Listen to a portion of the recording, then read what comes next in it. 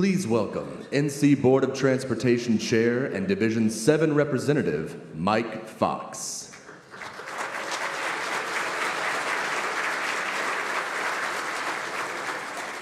Good morning, everybody, and thank you for being here in my hometown, Greensboro.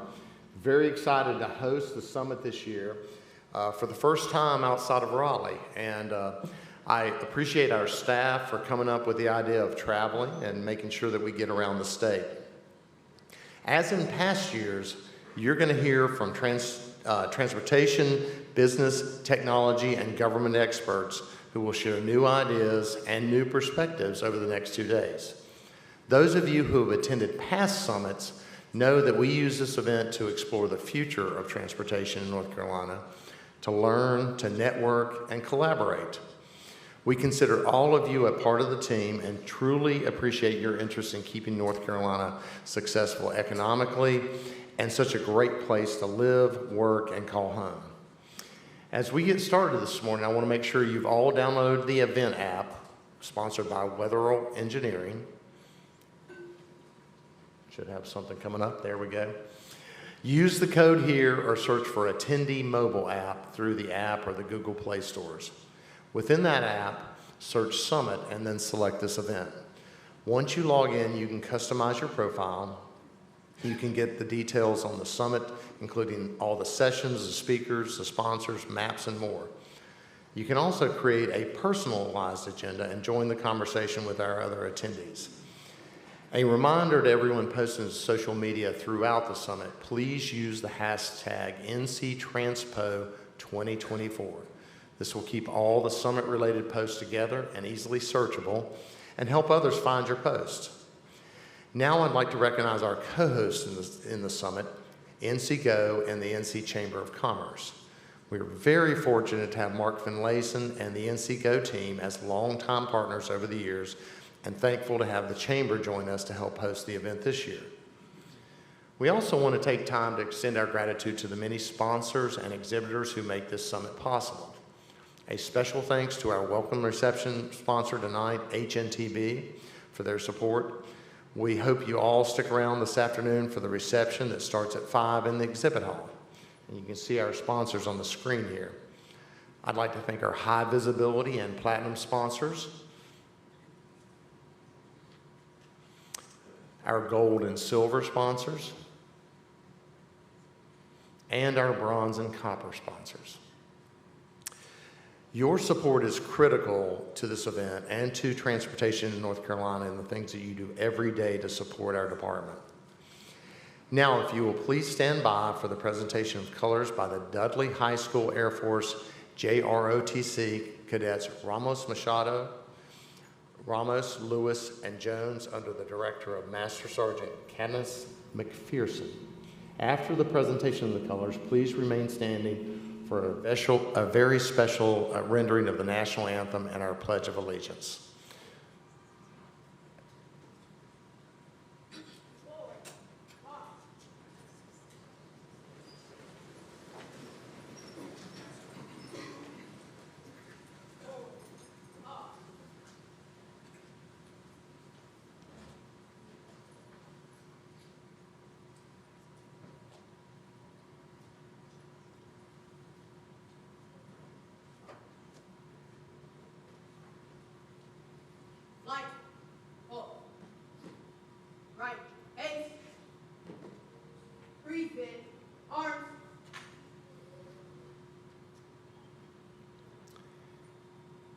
And now to perform the national anthem are singers from the Greensboro Youth Chorus, conducted by Claire Jurors.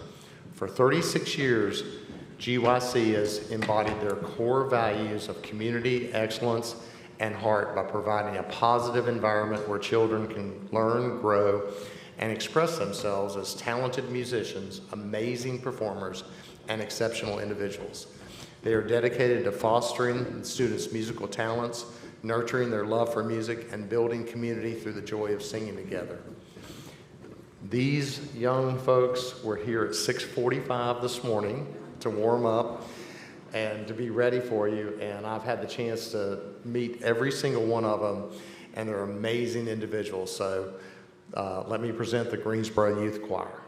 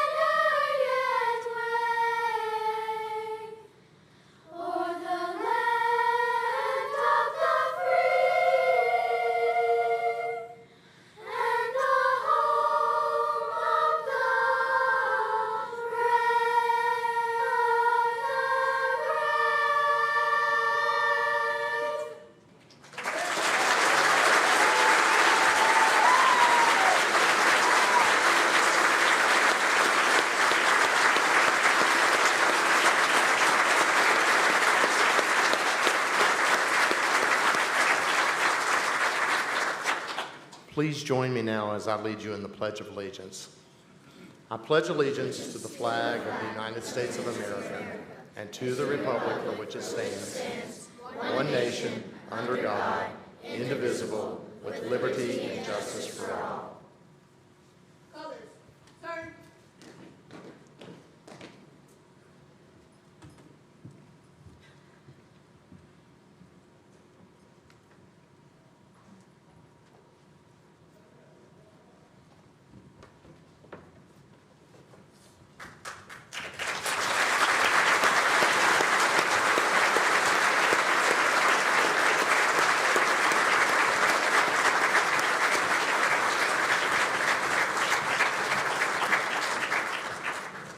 And now it's my great pleasure to introduce my good friend and Mayor of Greensboro, Nancy Vaughn, to give you a welcome.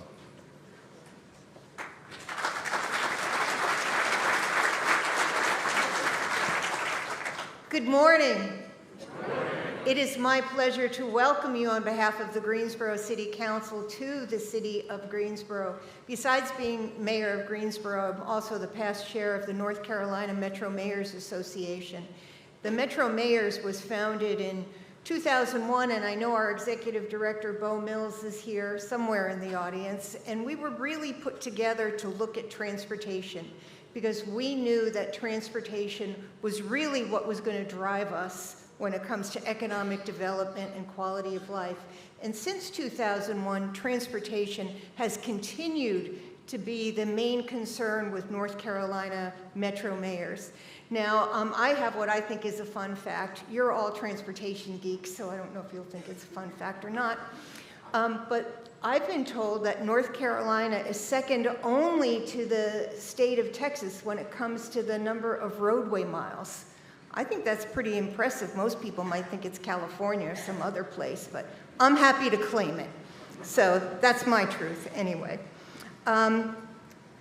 I know how important transportation is to economic development. We have had a number of tremendous economic development announcements in the last few years, more than we've had in decades. And those announcements were really driven by our transportation network. So when we talk about transportation, it truly is an economic driver in any city, but especially what we have here in the Triad. So I am so glad that you are taking time out of your busy schedules to devote the next 2 days to see what it is that we can do better as far as transportation in our communities. For that, I want to say thank you. And of course, I would be remiss if I didn't do my Chamber of Commerce pitch. While you're here, please spend some money. There are lots of great places that you can visit. The Greensboro Science Center is truly a gem. It will be one of the top 5 tourist destinations in North Carolina next year. It's number 6 right now. The International Center for Civil Rights is downtown Greensboro on Elm Street, which is where the sit-ins first started. We've got great trails and parks and wonderful local restaurants all throughout the city of Greensboro, but especially downtown. So take a little time, get to know the city a little better, and I know that you'll want to come back. I truly appreciate that the Transportation Summit is here. I know that this is the first time that you're coming to Greensboro, and I trust that this is going to be a great experience for you. Thank you very much, and it is my pleasure to welcome you to the city of Greensboro.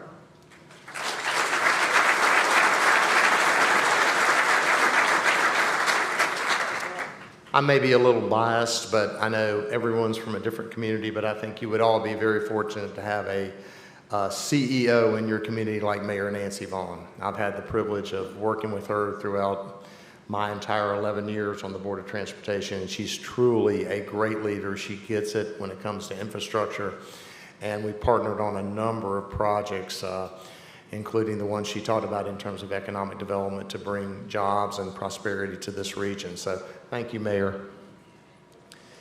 Now I'd like to invite one of our event co-hosts, NC Go Chair Mark Finlayson, to come and share a few words with us.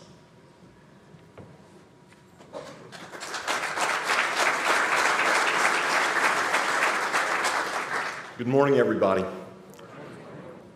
On behalf of the NC Go Board of Directors, our members and advocates around the state, I'm honored to join Chairman Fox and welcome each of you to the 2024 North Carolina Transportation Summit.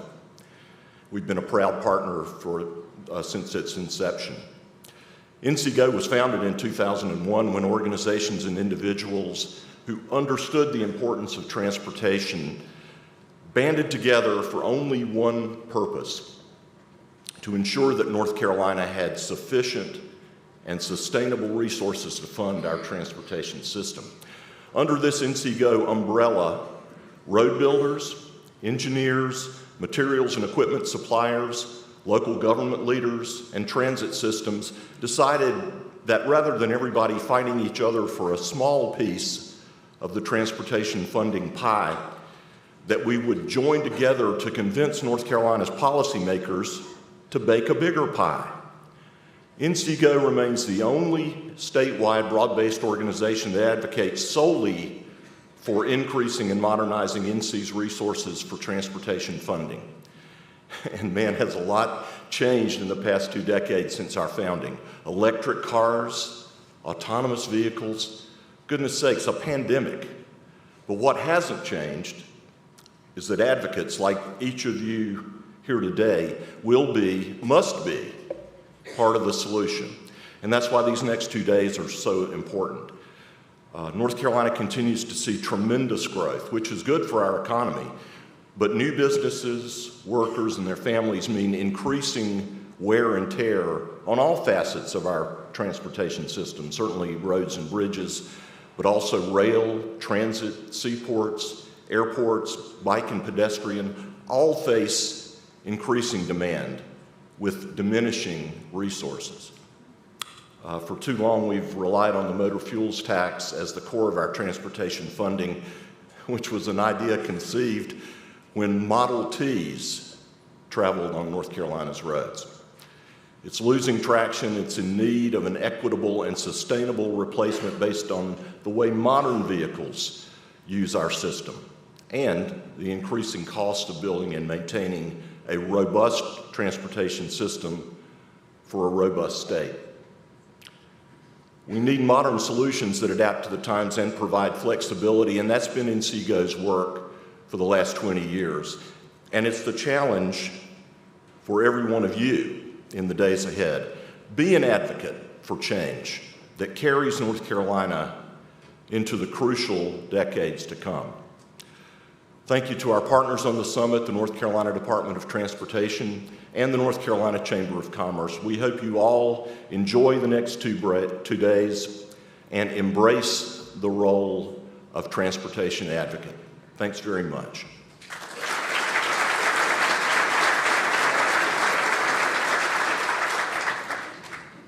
Thank you, Mark. I would be hard-pressed to come up with anybody who has worked more tirelessly for transportation in North Carolina over my tenure on the board than Mark. So we really appreciate you individually and your work.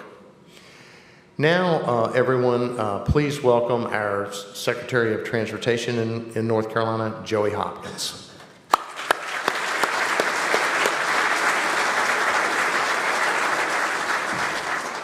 Good morning, everyone, and welcome to our 5th Annual Transportation Summit. Thank you to NC Go and the North Carolina Chamber for helping us put on this event, and to our own board chairman, Mike Fox, for serving as our MC today. As many of you know, our mission at NCDOT is to connect people, products, and places safely and efficiently with customer focus, accountability, and environmental sensitivity to enhance the economy and vitality of North Carolina. Without you, our partners, this mission would not be possible. Your presence and participation in this summit are essential to our cause. Thank you for helping us to steer the future of transportation in the right direction for North Carolina. And as you can see in your agendas and on the app, we're offering several great opportunities and covering many relevant topics in our sessions this year. Please make sure to visit booths and vendors over in the exhibit hall during the meals and during tonight's reception.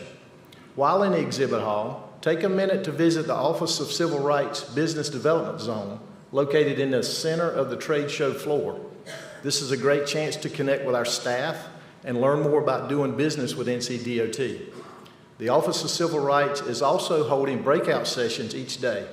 The first will give small contractors a chance to learn more ways about how they can work with primes. And the second will allow disadvantaged business enterprises the chance to pitch their services to participate in prime contractors. Also returning this year is a career fair that will be held throughout the day today and tomorrow in the Carolina Room. We encourage anyone interested in working for the department to drop by there. And if you haven't already noticed, we have one of DMV's new self-service kiosks located right outside the Imperial Ballroom. Anyone who needs to renew a driver's license or state ID should go give it a try. Topics you all will explore over the next couple of days include disruptive technologies like autonomy and artificial intelligence, and the unprecedented cost of doing business. We will also cover timely issues facing our workforce. For those who aren't aware, May is Mental Health Awareness Month, and mental health is something that has impacted us all one way or another. Our keynote speaker this morning is focusing on this important topic, and one of our breakout sessions will continue that conversation this afternoon. Regardless of which sessions you choose to attend, I want to encourage you all to make the most of these opportunities to listen, to learn, and hopefully make new connections. Collaboration among our many partners is our ultimate hope for this event. You all encompass nearly every sector of the transportation industry, and we know bringing all your knowledge and experience together can have powerful, lasting results. And that's why we hold this event. Take advantage of this time and engage with those in your sessions and during the downtime in between. And you may have noticed a little change in this opening session. Governor Cooper can't join us this morning, but he is planning to join us tomorrow afternoon, right after lunch, just before the roundtable. I'll now turn it over to Ebony Pittman. She's our DOT Deputy Secretary for Business Administration, and she'll introduce our keynote speaker. Thank you.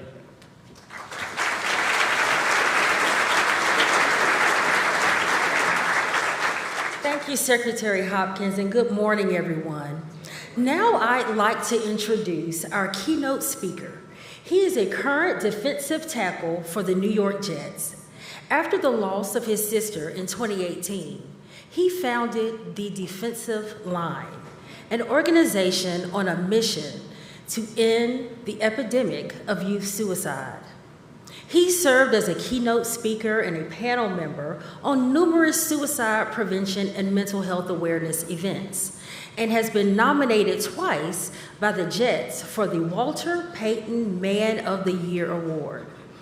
We will now play a video to tell you more about Solomon Thomas's story before we welcome him to the stage.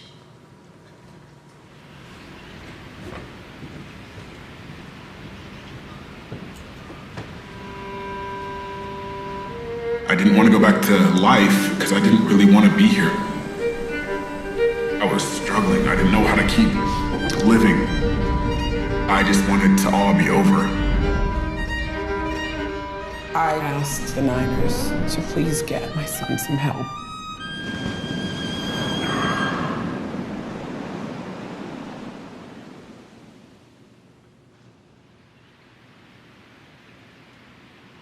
We grew up in Sydney, Australia. It was definitely, a very fun place to grow up. Ella was 4, Solomon was 2, always playing together on the beach, just the best of friends. I grew up kind of nerdy, awkward, kind of like weird, and she kind of pushed me along the way and helped me find out who I am in this world. I just thought she was the coolest person. I was like, dang, I just want to be like her. Her favorite flower was a sunflower. It's like the sun, it's bright, joy. And that just reminds me of Ella's heart. Ella was diagnosed early with anxiety. A lot of anxiety and also some depression. Martha was really making sure that Ella had the right, attention, the right medications. We had her going to a therapist. But I really didn't start noticing it bad until she was in Arkansas. At the time, Ella started struggling, and I really wanted to be around her and be with her. I took an official visit there, but Ella was like, what are you doing, man? You have Stanford in front of you. I'll be fine. Ella became withdrawn. She became moody. But going to the games on Saturdays was absolute therapy. She's upset! Solomon Thomas again! Talking about coming of age. You could hear her cheering about everybody else. She was free. It was like the yoke of burden, of stress, of anxiety was lifted. But unfortunately, it came back once she left the game. I could tell when she was struggling, when she was happy, when she was sad, when she was faking something, and something wasn't right. There was a dichotomy between what Ella was going through and then what Solomon was going through. He was going up, and at the same time, Ella was going down. The San Francisco 49ers select Solomon Thomas. I always go back and watch a video of me getting drafted, and Ella yanking on my arm, like yanking on my arm. I'll forever feel her yanking on my arm. Thank you so much. Early in my rookie year, my sister moved back from Arkansas. We wanted to get her where we could just kind of have our eyes on her, where we could get her help, and just start the process of getting Ella back to being Ella.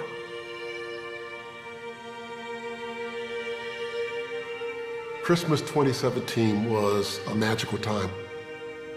Ella seemed to understand that she needed to make a turn. She needed to get herself back on track. She was happy. She was present. She said this beautiful prayer at dinner. Thank you for allowing us to do your work. You could feel her energy again. Continue to guide us and keep us in the light. The energy that you just died for all the time. Amen. It's really hard to put all the pieces together. We didn't know it all. It seemed like we did. We thought we did. And then after she died, we realized we didn't.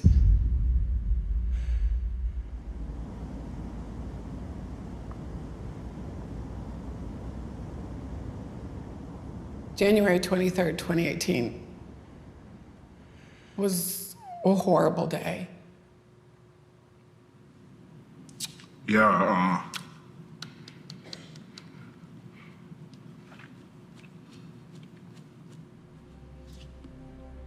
Ella was not at home.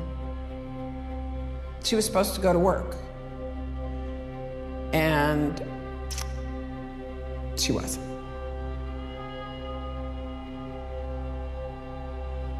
So I went to try to find her.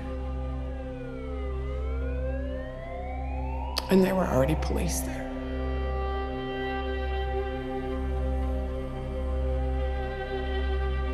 I got a call from my dad, and I just knew.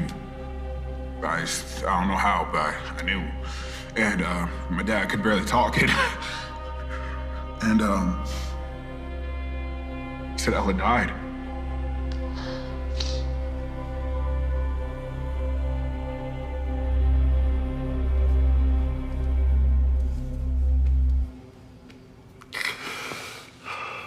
What did I do wrong? What did we do wrong? Why did she take her life? Why was the pain so much that she felt like she had to leave this place? Why did she feel that she was better off not here?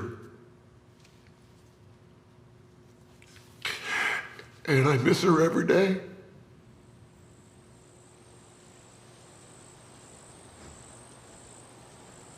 Going back to San Francisco, at that point emotionally, I was not well.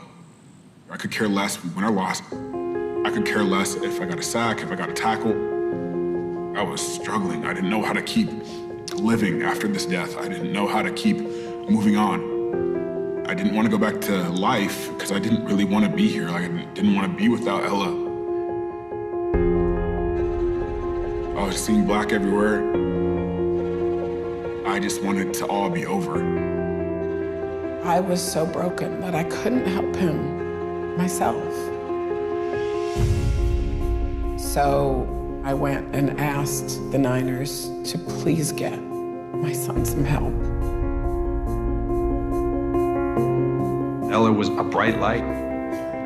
She had become part of the 49er family, and so, we all missed her. There was a void for everyone.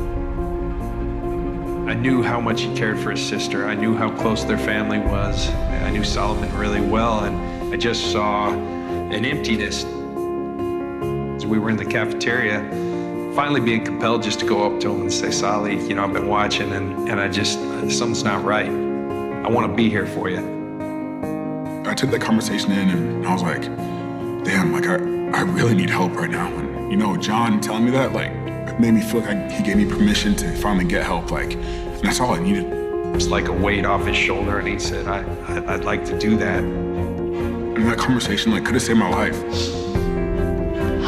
Solomon Thomas from San Francisco to Las Vegas. He made that decision to go elsewhere. We all understood that maybe it was best to start a new chapter. This young man does not have the appearance of someone who's going to back down. I started going to therapy, learned how to sort through my emotions, learned how to sort through my anger. I'll journal, I write affirmations. Getting help is life-changing for me. When I ride out of the tunnel now, I just take everything in. It's just a very huge feeling of gratitude and a very different reason of my why. Going through what I've gone through in my career, I still want to be the best. That has changed. I want to be the best, to bring attention to mental health. We're going to rewrite the culture of mental health in our society, and day by day, we will erase the stigma. We started the organization, The Defensive Line, in honor of Ella. Our mission is to end the epidemic of youth suicide by transforming the way we connect and communicate over mental health through our suicide prevention workshops. I would have been afraid to ask someone before, are you thinking of suicide? I do know now that those questions need to be asked. Suicide prevention to me is a huge message of hope.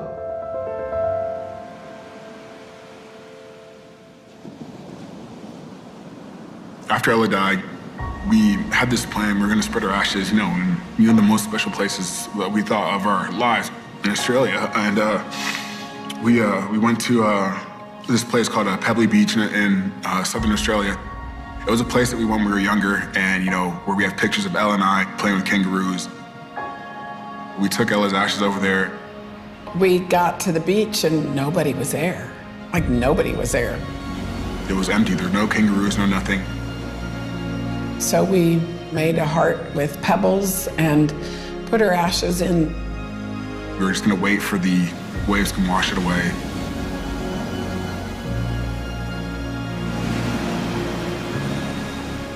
We all held hands, cried, and said some words to Ella, and then all of a sudden we're walking back to the car, and about 30 kangaroos come out of the woods, and it was the most beautiful thing. The kangaroos just coming up to us, and it was like Ella just washing over us. Grief to me, it's like the waves. Having a wave crash over you and it slams you to the sand. You can't fight it, because if you fight it, you're gonna lose all your energy. But if you kind of go with it, you get to eventually get back up to air.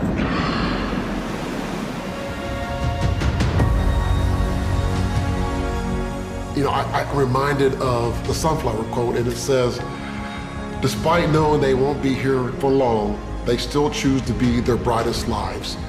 I think of Ella's legacy of being a legacy of brightness, of life, of hope, of love. She's never leaving me. I'll forever feel her Yankee on my arm. She's in my heart forever. Ella will forever live through me.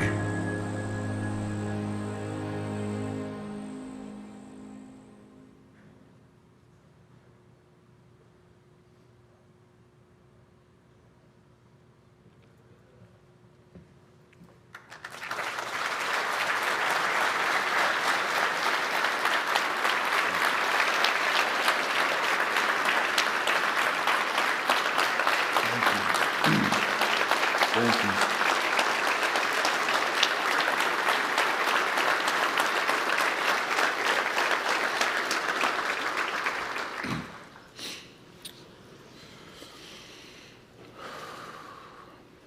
Hey everyone, I'm Solomon Thomas, and as you saw in the video, that's who I am. But I first want to thank you for watching that video.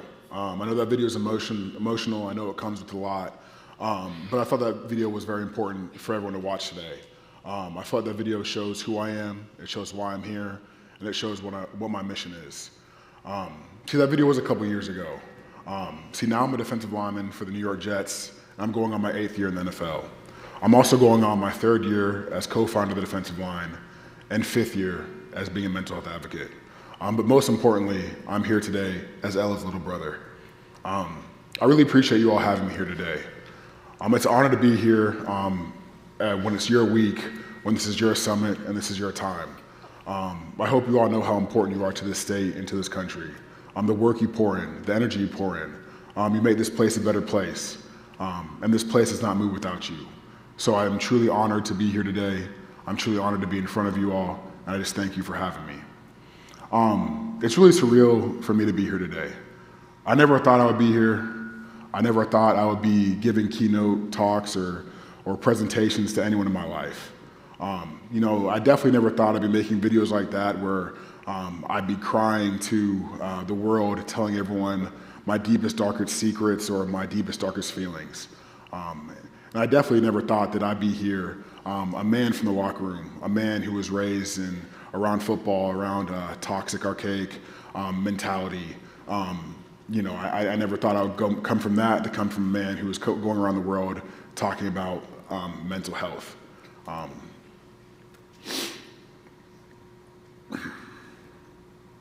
But here I am, and this is truly some of the most impactful work that I pour my energy into.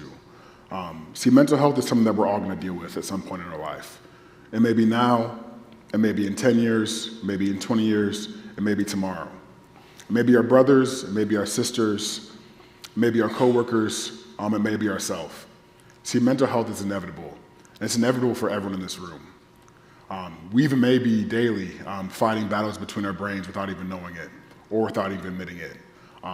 But the reason I thank you here today, and I'm so grateful to be here, is because this conversation is so important. It's so impactful. This is a conversation that saves lives.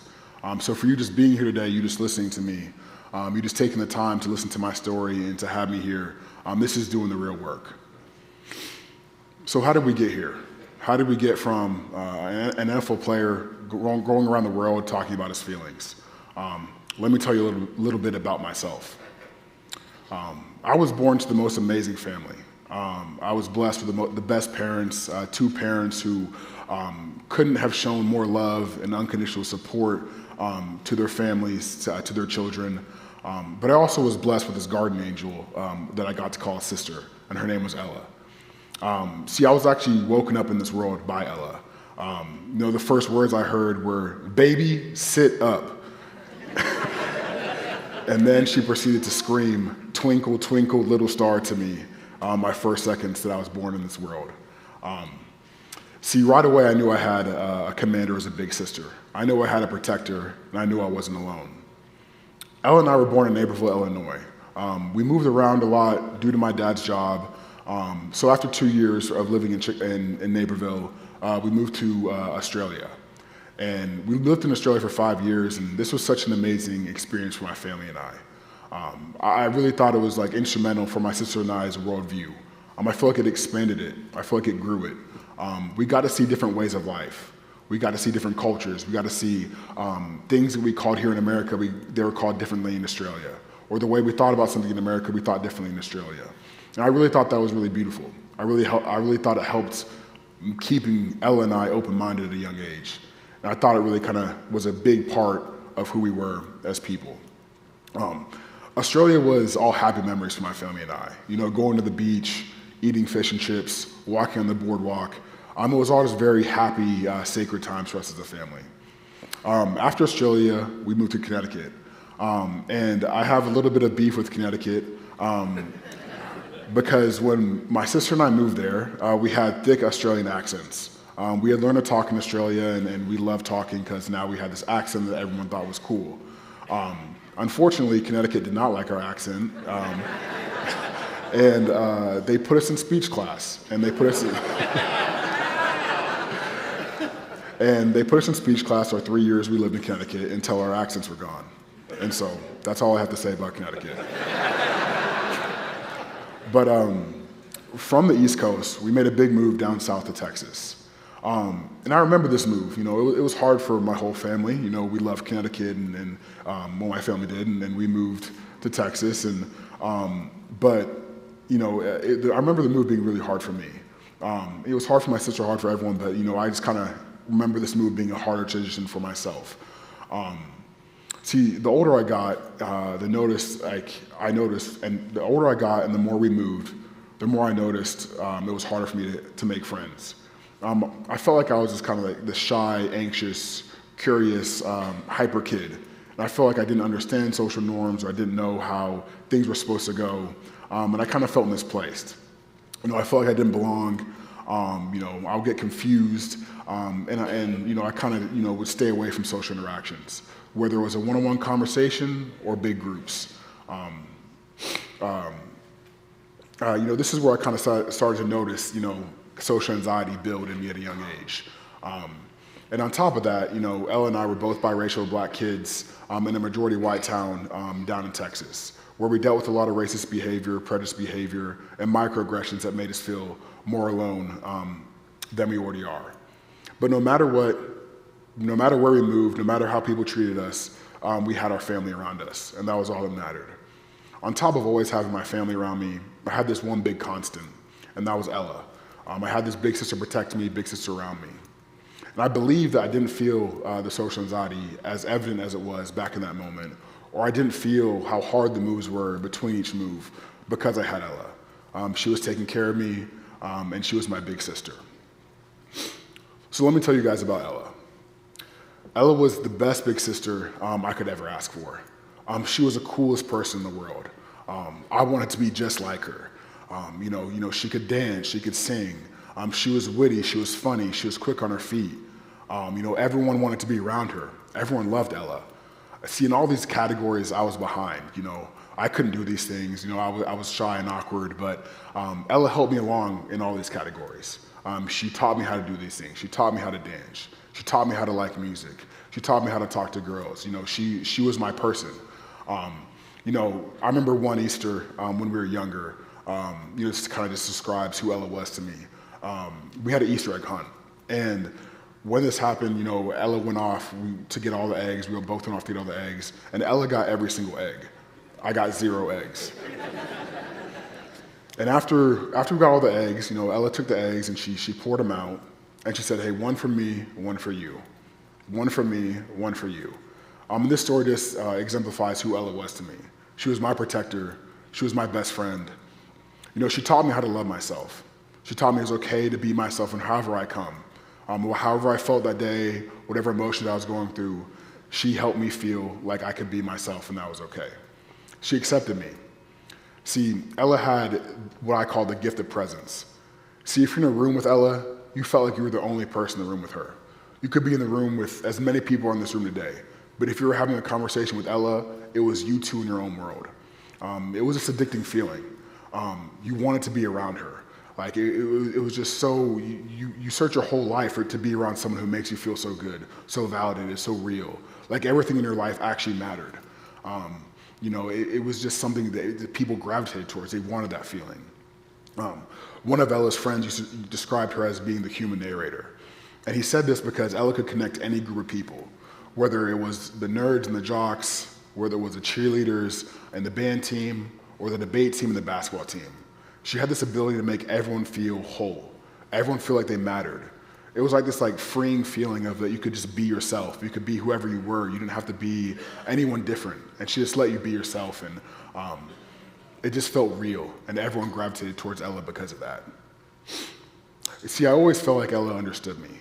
We had this really special bond. It's like we were in our own world or spoke our own language.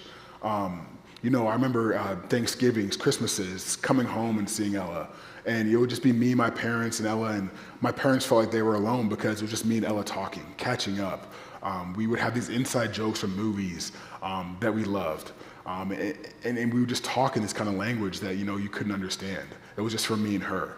We would spend late nights shooting hoops to her unbelievable playlist. She had this beautiful range of music, and she shared it to me because I didn't know how to find music, but she taught me how to find music. We would talk about growing up. We would talk about philosophies of life, how we want to live, what we want to do. These are just the things we did and the bond we had. Ella and I always promised each other that no matter what, when we were older, we would have to live within an hour flight or a 5-hour drive distance from each other. We wanted to raise families together. We wanted to be around each other forever. We just knew how much we loved each other, knew how the importance of each other we had to each other. And that was just something that we wanted to do. Ella accepted me. She made me feel whole. She made me feel real. And she was my true protector. She was the best big sister in the world. I mentioned all these amazing qualities about Ella. And it's why so many people loved her, why she impacted so many people. But Ella had her struggles too. See, from an early age, Ella was diagnosed with anxiety and depression. So every day Ella woke up, she was below the 8 ball. She had to climb up just to get to a normal playing field to feel like everyone else. I would see from the day to day a little bit, whether it was a test where Ella was freaking out or whether, it was social interactions that she would shy away from. But this didn't change who Ella was. Ella was still unapologetically herself at all times. See, I believe Ella was ahead of her time. She was vulnerable, she was real, she was transparent. When people asked Ella how she did, she would tell them. She would say, hey, I'm anxious. Hey, I'm sad. Hey, I'm depressed. Normal things you don't tell someone because you feel like you're being a burden. But Ella didn't care about that. She wanted to let you know how she felt. She would tell you. One of Ella's biggest blessings was her heart. It was also one of her biggest curses too. See, Ella had all this love in the world that she would give out. She would love those that she just met. She would love those who had left her or did her wrong. And she would love those who she didn't even know. See, Ella had all this love to give, and she would give, but she wouldn't give this love to herself. She felt like she had to put other people's feelings and emotions above hers, and she was constantly chasing others' loves and others' hearts than giving it to herself. Even though my family and I had some hard starts in Texas, this is also where I found my love for football. You move to Texas, and it's Texas high school football. It's like Friday Night Lights, and it's a real deal. My family first moved to town in 4th grade. It was one Friday night, and we're trying to find out where everyone is in town. There's no cars. There's no one's at the restaurant. And we're just trying to see where everyone is. We hear the band playing, and we go over to the stadium, and we just see about 5,000 to 10,000 people in a high school stadium going crazy for a high school game. And that's when we knew that Texas high school football was a religion down there. It wasn't just a sport. See, basketball was actually my first love, but I quickly realized I was not going to be a 6'3" Shaq. But the more I began to pour love into the game of football, the better I got at it. And the better I got at it, the more I loved it. There was just something about the competition of football. The one-on-one competition, across from a man and two guys fighting, and you're moving a man against his will. I just thought that was so powerful. I thought that was so real.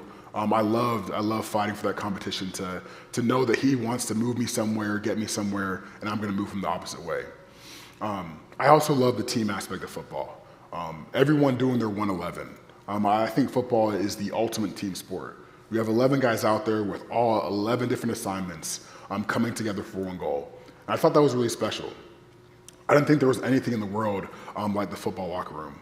I thought it was the most special place. You have guys from all over the world, who come from different states, different countries, different political beliefs, different religious beliefs, different family backgrounds, different ways how they want to raise their kids, different ways how they want to think. But we put all that aside just to come together for one collective goal. And I thought that was such a beautiful thing. I always say if our world worked like the football locker room, the world would be a better place. My football career took off early. I began to receive offers from schools like the University of Texas as a sophomore in the state. And that meant a lot in our state. It meant that you were a big deal, and it meant that a lot was coming your way. By my junior year, I was a top player in the state and a top 50 player in the nation.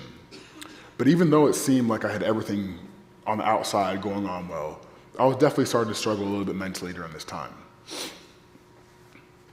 See, growing up in the locker room is a beautiful thing, but it also comes with some toxic strongholds. Even though I was raised in a family who taught me it's okay to cry, it's okay to have feelings, it's okay to be sensitive, and they made that a safe place in our home, the toxic belief of mental well-being and mental health in the locker room overtook what my family had taught me. Even though I had Ella in front of me, showing me the effects of mental health with her anxiety and her depression, this still wasn't strong enough to overtake the belief of the football locker room. The belief that mental health is something that we can control, that to be a man or to be tough, to push through any feeling or emotion that you're going through, to reject anything we deemed weak, which was any feeling, which was any emotion.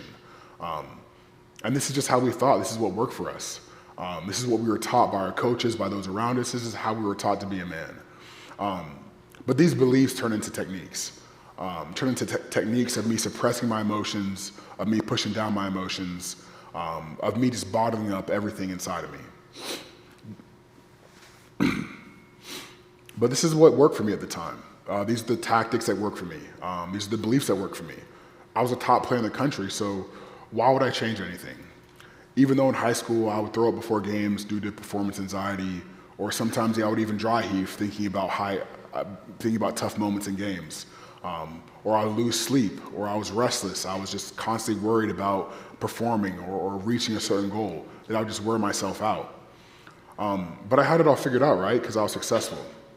So I kept on going with that belief, and I thought that was working for me. I ended up signing with Stanford on National Signing Day, and this was a really hard decision for me. It wasn't only a hard decision because I was leaving school and I was going to be, leaving my family and making new friends and all the uncertainty of that.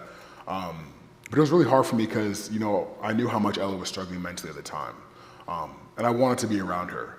I wanted to be with my sister and I wanted to help her get better. I actually almost went to the University of Arkansas because of Ella. She was there at the time, and I thought that if I was with her, I could help her get better, and we would just be together and be like brother and sister like we always wanted. But Ella encouraged me to go to Stanford. She told me that she would be okay and pushed me to go chase my dreams. So I went to Stanford as a top recruit in the country. And right away I faced some adversity. I redshirted. And that means that you can't play football for a year. You're taking that year to gain weight, get extra workouts in, and become a better player. And the mindset I had was great for this, to put my head down and push through because physically, I'm going to get bigger, fast, and stronger. But mentally, I had kind of left behind, some doubt that I was pushing down, some doubt that was building. But I didn't address that because I was like, I'm just going to work harder and get better. But that doubt would start to grow inside of me a little bit. The next year as a sophomore, I started as a nose guard, which wasn't my natural position. I had to sacrifice for some injuries we had in the team. But the team did really well. We won a Rose Bowl, and it was a really fun year. Then I entered my junior year, and everything started to click. The game became easy for me. I played really well. I was dominating, and it was like football again in high school. I felt like I could do anything. This year I was draft eligible, and I was projected to be a first-round pick. At this time, it seemed like everything in my life was working out. But also at the same time, on the inside, I started to notice more stresses that were building up. I had this big decision to make, whether to declare for the draft or not. And that decision weighed on me. It was hard. I didn't know what to do. I didn't know whether that was the right decision or whether I should go back to school and be around my teammates. Also, with that decision, I started to learn more about Ella's struggles away at Arkansas during this time. During my junior season, I learned that Ella was sexually assaulted and raped at the University of Arkansas. This absolutely killed me. It destroyed me to my core. I was so angry, I was so frustrated, I was so worried. I didn't know if Ella was gonna recover. I didn't know if she was gonna get better. I didn't know how to be there for her. I felt so helpless. You saw the effects of this on Ella right away. You saw her behavior change, you saw her personality change. You saw the mood switches that were violent. You saw her losing sleep and start to develop PTSD. You just saw how much she was struggling, how much she was fighting every day just to be here. And I didn't know how to help her, but all I wanted to do was to make her feel better. I became so mentally frustrated and exhausted with these feelings of balancing being there for Ella and trying to make my own decisions that I ended up seeing a sports psychologist at Stanford. See, this wasn't something that I was going around bragging about to my friends or my teammates. And the only reason I really did it and thought it was acceptable because it had the word sports in front of it. So I felt like it was okay for me to do. Working with the sports psychologist at Stanford helped me out a lot. She taught me a lot of things. She taught me how to navigate through the stresses that I was going through, how to compartmentalize them so I can be present even though I have a lot of things going on in my life. She taught me how to control what I can control. To not worry about the outside stresses, to not worry about things that I can't actually tangibly, access or put my energy into. So from my work with her, she helped me get into a manageable headspace to finish out my junior season. Following my junior year, I entered the 2017 NFL Draft. I believe it was the best decision for my family and I at the time. I thought I was ready to take that next step and to begin my dream as playing in the NFL. I was drafted 3rd overall to the San Francisco 49ers, which was about 15 minutes from Stanford University. Being at the draft with my family was some of the most special and sacred times that we look back on now. We were all so happy. We were celebrating so much, just smiling, just rejoicing of all the work that I put in and to where I had finally got, and that I was living my dream. In that video that you just watched, you see Ella yanking on my arm as I get drafted. And that was just such a special moment to me. You couldn't find anyone who was happier or more proud than Ella at that time. She was walking around the hotel, the lobby, telling everyone, hey, that's my brother, he just got drafted 3rd overall to the Niners, tweeting to everyone, hey, my brother just got drafted 3rd overall to the Niners. She was the most happy person in the world for me, and I love seeing her that happy. My rookie year in San Francisco was a lot. Getting acclimated to the business side of the NFL was different. See, I came from Stanford where football was not that big of a deal, and then you're at the NFL where it's the biggest deal in the world. You see the business side of it, you see the politics, you see marketing. It's so much more than just a game of football. And then on top of that, we started off 0-10. That's probably more games than I had lost in the last 6 years of my career. And at the time, it's really, really stressful to lose in the NFL. At any time, it's really stressful to lose in the NFL. You lose, guys start getting cut, guys start getting traded, coaches start getting fired. It's like you're walking on eggshells in the building.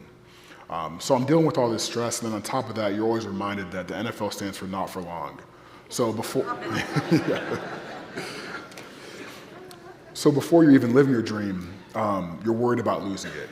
I was dealing with my own expectations of how I should play, but also dealing with the world at the same time. I had this self-talk at the time that had worked for me in the past, where I would be down on myself, like, Solly, you got to do better. Solly, that's not good enough. It was like this perfectionism mindset that I put myself to. Oh, Solly, you know that sucks. Like, you're a beast. You got to do better. But this self-talk, this mindset, it was a work for me at the time. I had done well. It's how I pushed through things. It's how I got better. But this time it didn't work the same. See, when I talked to myself down and didn't build myself up, I started to leave some of that doubt inside of me. And that doubt would start to grow. And the more the doubt grew, the more I believed the doubt. And the more I believed the doubt, the more I lost confidence. And the more I lost confidence, the harder it was to get back. And that was hard for me at the time. I was trying to keep my head above water. And at the same time, deal with football, but also deal with being there for Ella. She would come out to games my rookie year, and during the game, she was the happiest person, screaming for me, my biggest fan in the world, and it was just so much fun to have her at the games. But after the games, that's when you would see her mental decline. You would see the anxiety spike up. You would see the depressed moods where she would wear darker clothes or wouldn't talk much or wouldn't get out of bed. Or you would see the PTSD, early in the morning when she was waking up from sleep. You would see the twitches. You would see the restlessness. I tried to understand it, but I couldn't. I didn't have the knowledge I have now. I just wanted Ella to be happy, and I thought we were getting her to help to be happy. And it troubled me, so I'd even ask Ella. I said, Ella, like, why can't you be happy? And she would tell me, she would say, Solly, like, it's just not there. Like, I'm not happy right now. It's not inside of me. The whole season, my rookie year, was a roller coaster. From dealing with doubt to trying to be there for Ella to trying to manage this new life that I was now living. After the season, I came home. I wanted to be around Ella. I wanted to be back in Dallas around my parents and find a way to get Ella back to being Ella. But when I got home, Ella's behavior was off. It's like she was avoiding me. It's like she was lying to me or just trying to get away, and this upset me. So I would give Ella tough love from here and there. I thought that's what she needed. I thought she needed someone to be hard on her at times because we were trying to give her so much love. And I also was frustrated with her avoiding me. A couple weeks after being home, I was working out one morning and I received a text from my mom. And she asked me, hey, I haven't heard from Ella. The night before, we were in Ella's room and Ella asked us to come to her work the next day to come visit her and have lunch after my workout. And I said, of course, we'll do that. She'd also asked me, to help her with some job referrals, with some more opportunities that she was looking at. But I would reach out and I texted her and I didn't hear anything back. I began to worry. A couple hours later, I received a phone call from my dad that would change my life. My dad had told me that Ella died. My whole world just stopped. It was completely flipped upside down. Like, Ella's dead. Like, how is my sister not here? I couldn't understand it. I couldn't comprehend it. I was in so much pain. I was so sad. I was so confused. I was so angry. It was a different type of pain. It was a type of pain where the darkness takes over you. It was a type of pain where you don't see the hope. You don't see any peace. It was a pain of what you did do. It was a pain of what you didn't do. It was a pain of what you never had. It was a pain so deep that it left a hole in my heart forever. On top of this pain, you're thrown into the world of mental health, a world that is engulfed by this stigma.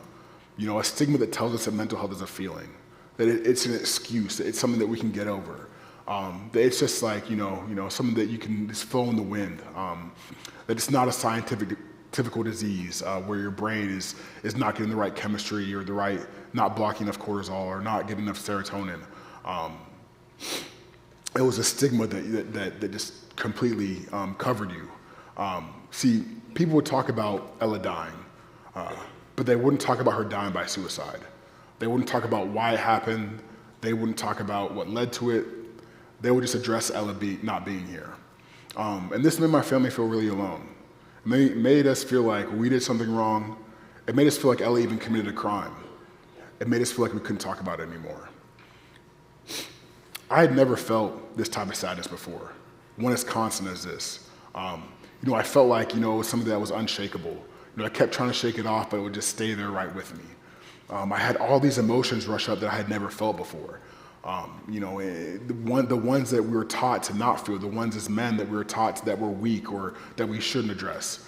So I resorted to what I knew at the time, what was taught to me, the tools that I was given, which was to suppress these emotions, which was to push them down, and to not acknowledge them. See, I carried on with this attitude. I thought that I was going to make a comeback story. I thought I was going to show everyone how strong I was, what I thought the definition of strength was. So I continuously pushed down these emotions. What they don't tell you about that is that when you do that, is that these emotions don't go away. It's not like when you push them down and suppress them, they're gone out of your body, or you just breathe them out. They stay inside you, and they grow and they fester and they bubble just like acid growing. And at some point, they blow up and they take control of you. My emotions pushed back. They blew up and they took full control over me. I was stuck in darkness. I didn't want to go to sleep. I didn't want to wake up. I didn't know how to keep living. It was like my whole world stopped. My whole world stopped, but the world's kept going. It was like, how is our basketball game on right now? My sister's dead. How's our football game on right now? My sister is not here. I was really struggling, and I didn't know how to keep moving forward. I knew I needed help, but I was afraid to do so. I didn't want to look weak. I didn't want to look like I was masking, my performance on the field. See, on the outside, I looked fine. Like I could operate. I could go through the day-to-day. I could smile and I could work hard, and I could make everyone look on the surface level look like I was okay. But on the inside, I was really dying. I felt like I was going crazy. I felt like I was the only one in the world, with this pain, with these problems. I felt like I was the only one in the world that couldn't shake out this happiness, this depression, or this sadness, or this grief. I felt like a burden, and I was truly stuck in suicide ideation. As you guys saw in the video, John Lynch approached me in the cafeteria, and he asked me, if I needed help. From that, I finally started going to therapy. I started to go to therapy weekly. I learned how to process my emotions. My therapist taught me how to describe my anger, not just to say, I'm angry, but why am I angry? Where is my anger coming from? And how does that really feel? She taught me that it's okay not to be okay.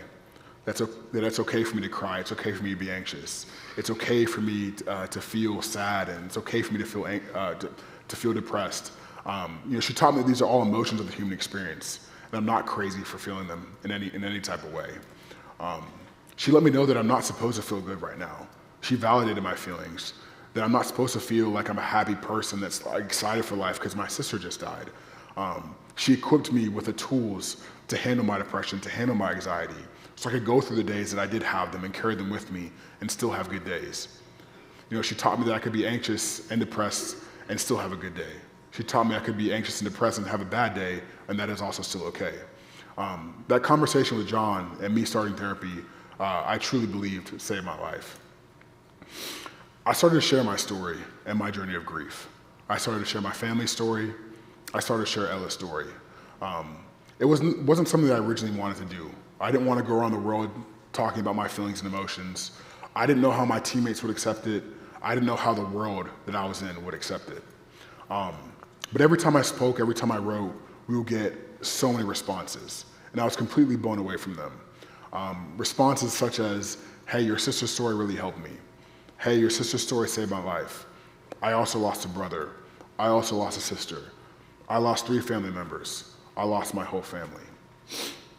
There are so many people with the same story as Ella. And this is something that really helped us not feel alone at the time. It helped us feel like there was a way forward. It gave us hope. It showed us so many other people in this world who were struggling with the same thing. But on top of that, it showed us how big of a problem this was in our world. It showed me how many people are suffering in silence, how many people don't have a voice and are going through this problem of mental health together.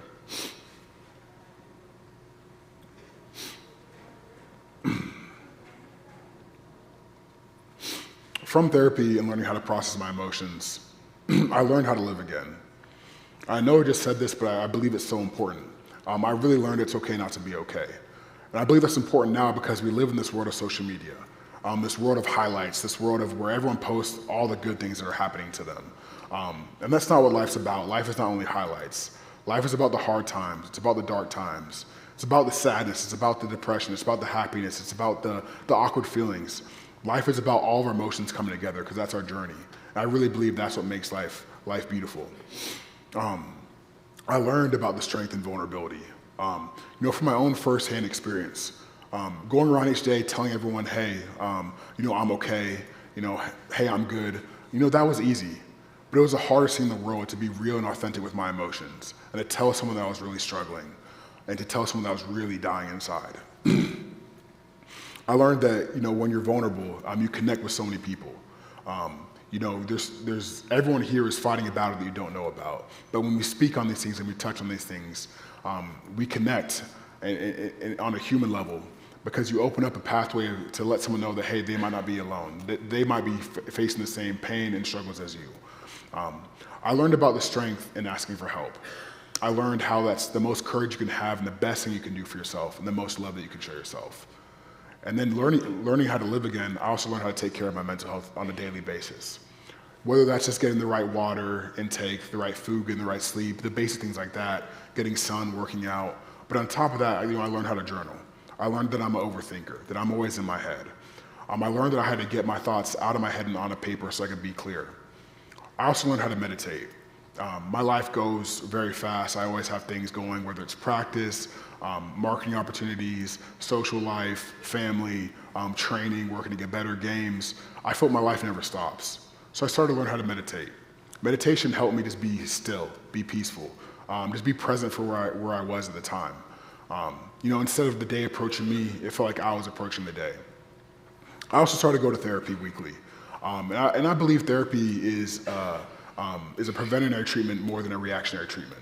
I believe therapy is maintenance. It taught me how to grow. It taught me how to learn about myself, why I feel certain things, where these feelings came from, how to overcome them, how to bring them with them, how to not run away from my grief and bring my grief with me every day, how not to reject these feelings of sadness or anger, and just how if I accept these feelings and I bring them with me, I can turn them into good emotions. So this is how I learned to live my life again. I truly believe that mental health and suicide is the most preventable death. At the same time I say this, there's a statistic that really hurts my heart. From the age of 13 to 24, we lose 119 people per week to suicide. And I'm going to repeat that again because it's from the age of 13-year-olds, from the age of 24, we lose 119 people to suicide. I would say that's 2/3 the size of a Boeing 737. And in my mind, I know that if a plane went down every week, Congress would do something about it. But because it is mental health, but because it is suicide, we choose not to do anything. But this is why I believe this conversation is so important. This is why I thank you all for being here. Because it's important to change the stigma. And that starts with all of us. And it starts with how we talk to people. That starts with how we ask how they're doing. Ask people how they're doing now. Ask people how they're doing today. Open up that human level, and listen to them. You don't have to know what to say. You don't have to have the perfect answers to make someone feel better. Sometimes all people need in life is someone to make them feel validated and make them feel whole. We have to educate ourselves on mental health. We have to educate those around us. We have to learn the warning signs. We have to learn the resources in our area so we can push people to be there, to be there when they need to be. We have to let people that it's okay. We have to let people know it's okay not to be okay, that help is available, and we have to find ways to keep our loved ones here day by day. In honor of Ella and in honor of everyone who struggles, my family and I started a nonprofit called The Defensive Line. And our mission of The Defensive Line is to end the epidemic of youth suicide, especially of young people of color, by transforming the way we connect and communicate over mental health. And the ways we're doing this is we're going to schools, business program, Fortune 500 companies, and we're running suicide prevention programs to teach any mentor of youth, any mentor of coworkers, any mentor of any group of people, how to create a healthy environment in mental health, how to have the language to talk about it, how to ask the right questions, how to know what to say in certain situations. We go around making sure every facilitator, every mentor creates a crisis action plan for crisis situations. We connect them with their local resources so they know where to take their kids, where to take their coworkers, in certain situations where they need to do so. In our programs, we have something called the D-lines. It's something that I want to teach you all tonight because I think it's very impactful, for anyone in mental health. So D-lines, the D stand, it's D-line, so it's D-L-I-N-E-S. So the D stands for don't ignore your gut. So in football, we call this, if you see something, say something. If you see a behavior change, if you see something spike up, spike down, make a note of that and trust it. Your gut is telling you something for a reason. It's like your instinct. The L stands for listen to the signs. It's the same, similar thing as see something, say something, but like look for the signs, listen to the signs, listen to the language that they're talking about, look at how they're behaving, look at the changes in their sleep, changes in their pattern. The I stands for interact. When you interact, it just shows that you care. It shows that you're paying attention. It shows that, hey, that you love that person. The N stands for name your concerns. So like, when you're talking to that person, be specific. Hey, I noticed that you were not sleeping as much the other day. Hey, I noticed you're more irritable. Hey, I noticed that, hey, you're not hanging out with the same group of friends. Just things like that. And the E stands for evidence or concerns. So write down what you're seeing, to yourself, just so you can remember, you can see the behavior changes, so you can see and believe that your gut, that you're not wrong. And the S stands for create a supportive environment. Create an environment where you can be that safe place for someone, where someone can talk to you, you can just listen, and they can feel that they can be vulnerable. This is something that we do at the defensive line, and I think it's really impactful, and it helps a lot of people. It's an acronym that just gives us, a list of things to check off to make sure that we're checking in with our people. One of Ella's favorite quotes, it was a Kanye West quote, and it was, if you admire someone, you should tell them people never get the flowers while they can still smell them. And I love this quote so much because it was one of her favorites, but also, there's so many things that I want to tell Ella. There's so many things that I wish I could tell her right now. How much she meant to me, how much she's impacting this world, how much I love her and how much she was my best friend and how much she meant to me. All these things I want to tell her, but I can't. So today I want to challenge everyone. You don't have to do it right now, but at some point today, I want everyone in this room to take the time to text someone, to call someone, to email someone, give someone their flowers. Let someone know how you feel about them. Let someone know what they mean to you. Let someone know that you love them. You never know when it's your last chance to tell someone that, and you never know how it might impact your life. So this is how an NFL player is going around the country talking about mental health. It's because I've lived it, it's because I've felt it, it's because I've seen it.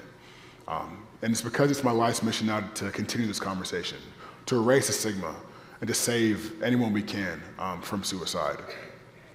I always end with this, I tell people, to anyone out there struggling today, who is in a dark storm, please know that there's a small sliver of light in the dark storm that you're going through.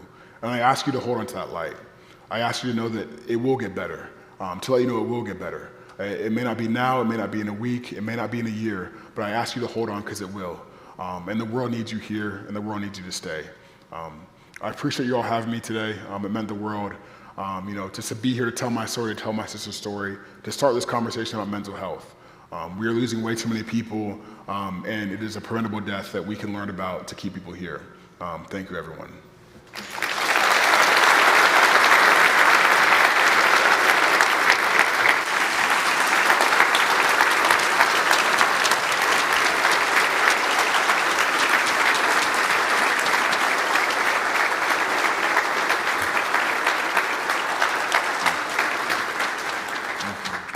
Solomon, thank you so much for being with us today, being a part of our Transportation Summit.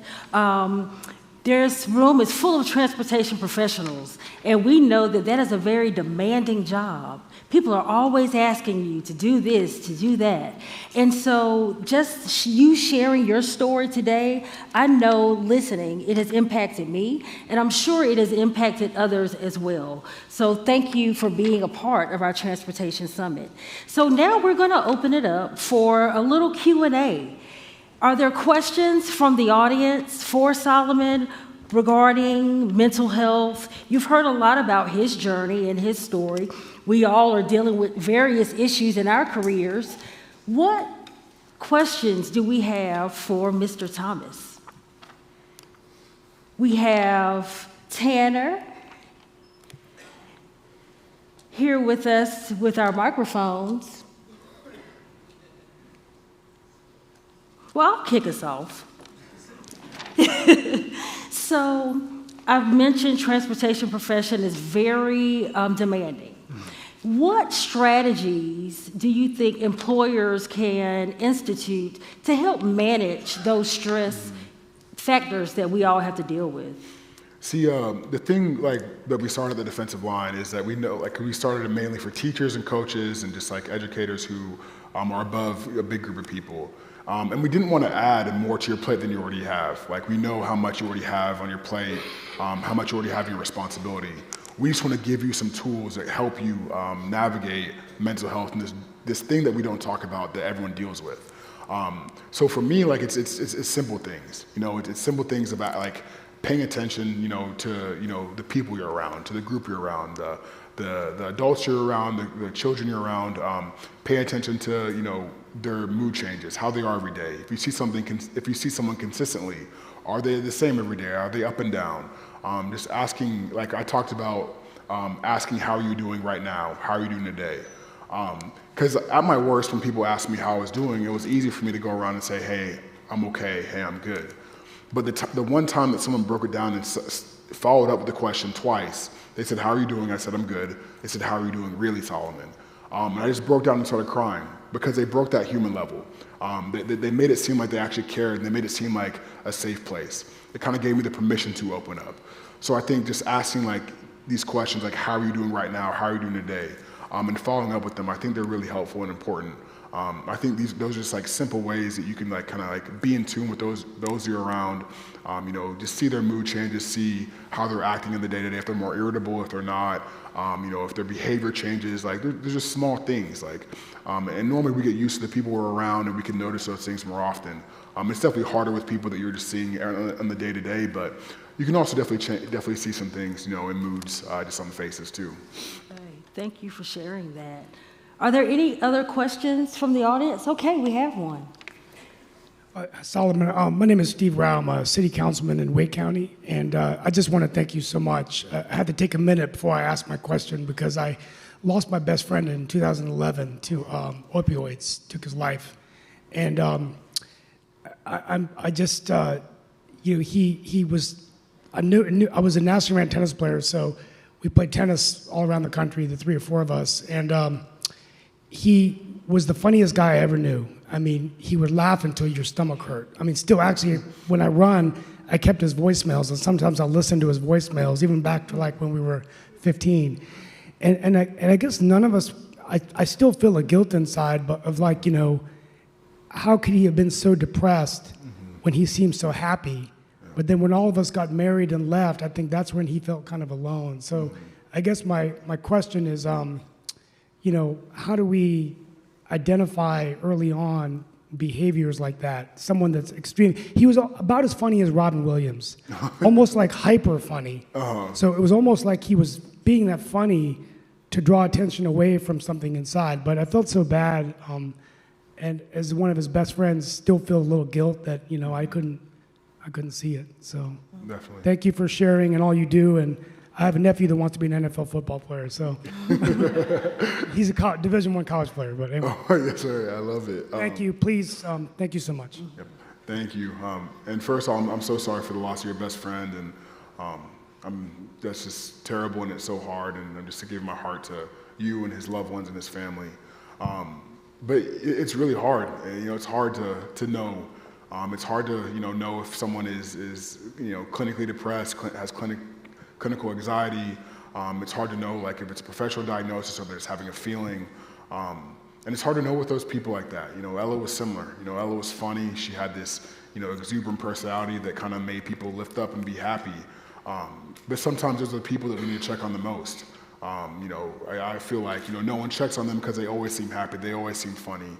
We're not checking on them enough of hey, how are you really doing? you know, I still feel the guilt. Like it's something that I don't know if it will ever go away. I can handle it better, but you know, as a brother, I feel like I was supposed to be the person who could save Ella, and I feel like everyone in my family feels that. And we now know through this work that you know there were so many things that led to Ella's death. It wasn't just one singular thing. But you know, it's hard to identify these things. You know, you have to, you know, you can catch them at an early age, or you can catch them, you know, later in life when you notice a personality changes, or you notice, you know, certain cycles of thinking or certain cycles of behavior. But you know, these are things that are hard to see. So I'm really sorry about your loss. Yes, thank you for that. We certainly accept the challenge to check on our coworkers, on our friends, on our family, because everyone who appears to be doing okay is not. And so thank you for bringing that to our awareness. I think we have time for one more question. My name is Sheila Canal. I'm a senior pavement engineer, applied research associates. I'm not talking, my question isn't around the loss of someone. I have a 10-year-old daughter, and I have seen a lot of mental health crisis recently in the community, in the country as a whole. And being a mom, and educated parents, we're always on the lookout of what may happen in future. And you have a defensive line that I was just Googling a little bit. Could you tell us a little bit more about that, and how can we promote that in schools and to our kids? Because what may happen is if these 13 to 24-year-old, they may have problems and they may not come to parents. And my biggest fear is my child may have problem and I may not see what we're all talking about, right? Everybody says, you know, if you ask me how am I doing, my regular answer is I'm doing just fine. But you know, as being a full-time mom and full-time parent and a full-time worker, I do have a lot of stress on everyday life. Of course. And I'm just thinking about, is there something that we could give to our kids and let our teachers know and our schools know that, hey, there's something here that the kids could text and get help, and they don't need to let the parents know, because that's my biggest fear. I'm not gonna ever know if something were to happen to my kids and to my friends' kids and, you know, to my neighbor's kid. So if you could shed a little bit of light about this defensive line, that would be great. Thank you. Of course, and thank you so much for your question and everything that you said, because it's so true and it's so real. But that's actually one of the reasons that we started the defensive line, is to be around, because like growing up, I remember, you know, at school, I would go to school, early morning lifting, I'll be at school all day, after school I'll go to workouts again, and then I'll go be social, then I'll go home, see my parents, and my day was over. So by the time I got home, you know, my mom asked me how I'm doing. I don't have the energy to tell her the good and the bad about the day. You know, the people who saw the ups and downs were my teachers at school, were my friends that I was around, were my coaches, were the adults who I spent, you know, the 8 hours of the day with. So that's why the defensive line, you know, our mission and our goal was to approach the educators, was to approach anyone who was above or a mentor of youth, because these are the people who are going to be with our kids mostly, who are going to spend most of the time with them. We're going to see the behavior changes when they're in social interactions that might be good or might be bad. You know, so that's kind of why we address that group. But I know I can't imagine how, I'm not a parent, I can't imagine how hard it is to work, to be a parent, and to worry about the future of your children's mental health while there's so many things going on in this world. You know, we just got out of COVID. We're still learning and waiting on the effects of COVID. You know, just got out of COVID, like waiting on the effects of COVID, and you know, so it's and then just like the social media epidemic, you know, kids always on social media, you can see anything and everything is accessible, and there's some negative, bad stuff out there, and so it's hard to know what to do. But I think, you know, the most important thing we can do is, you know, there's my family's foundation, the defensive line, but there's also other great organizations out there, like the American Foundation for Suicide Prevention, and so many other entities that will come into schools like we will and teach educators and teach programs. And we're trying to grow, and we're trying to get our programs incorporated in curriculums and into everywhere that we can, you know, so people can learn these things. Because, you know, I think we aren't Like personally, my mom, my dad, and I, who run the foundation, we're not mental health professionals, but we're professionals of our own story and our own grief and our own pain, and what we have learned through this time from losing Ella.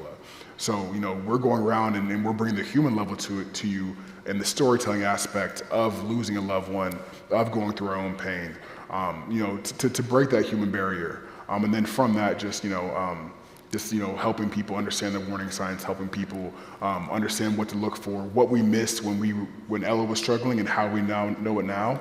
A lot of these things we found from other organizations that help build ours, but it's how we talk at home, it's how we talk to our kids, how we ask them how we're doing, how we deal with our mental health themselves. Show our kids that, we're going to therapy. Show our kids that we can talk about our emotions. Especially for dads, let your kids know that, hey, like, you have feelings, you have emotions too. These are things that can open it up at the home level, but at the end of the day, like you said, like, you may not see it. They might be tired when they get home, even if you do show these things. So it's a whole group effort. The job is not solely on one person. It's on all of us to come together to have these conversations, to learn the warning signs, to learn how to have these, to learn the resources in our area, and to learn how to make the world a better place and have a safe place. Well, thank you so much for sharing. This has certainly been an insightful conversation. We will continue the dialogue in a session that will be held later on this afternoon. But thank you so much for being a part of our Transportation Summit. We're now going to turn it over to Chair Mike Fox. Thank you.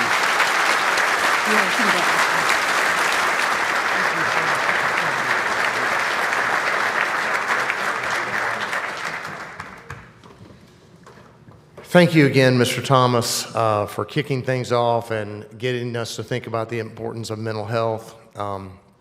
It's hard to follow something as powerful as that with what I've got to do, which is housekeeping. So I appreciate your indulgence. The program's on the app. There's hard copies at the registration desk, and you're free to select any of the breakout sessions that you're interested in.